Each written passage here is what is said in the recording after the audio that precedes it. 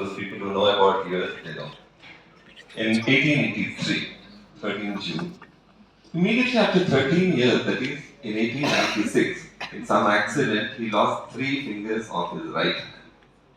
Can you imagine? 3 fingers, that too of his dominant hand, he lost. Despite that, he became the most accomplished piano and organ player. That shows his character.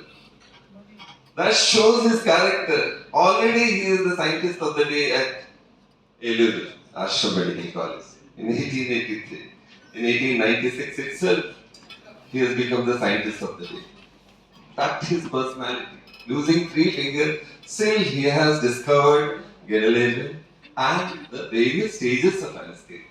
When we were not even knowing what is anesthesia and what is all about, he described so beautifully well what are the stages of anesthesia.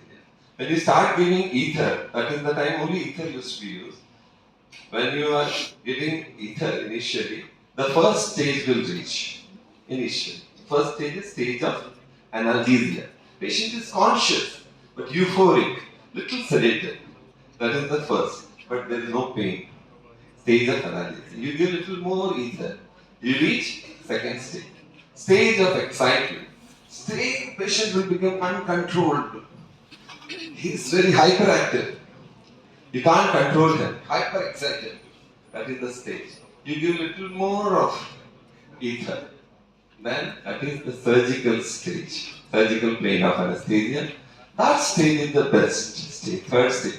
That is further divided into plane 1, 2, 3, 4. Now what happens in that? You are giving ether. First, the eyelash reflex disappear.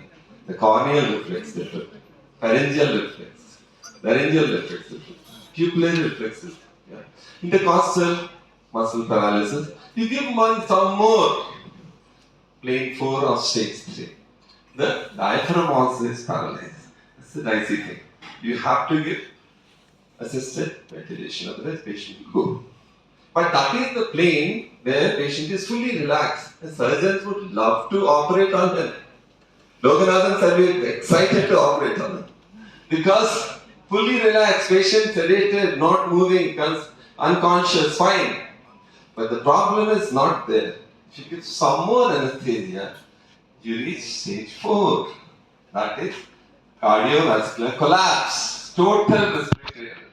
So, if something happens, you have to decrease the dose of reduction, decrease the further, stop further giving ether, bring it back if the respiratory BP is falling with vasopressors and all, bring it back from stage 4 to stage 3. That is how you have to do. Then coming about the airway.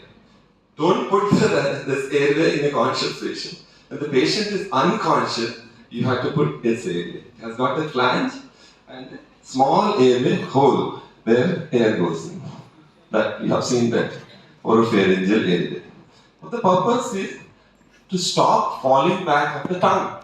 When a person is unconscious, the tongue invariably falls back and stop the glottis. The breathing stops. That's why we have to put extend this neck, chin up and backwards, so that there will be some gap where patient starts breathing, and if you have nothing like it, pharyngeal airway, oropharyngeal, Guedel pharyngeal airway, oropharyngeal, you can save the patient.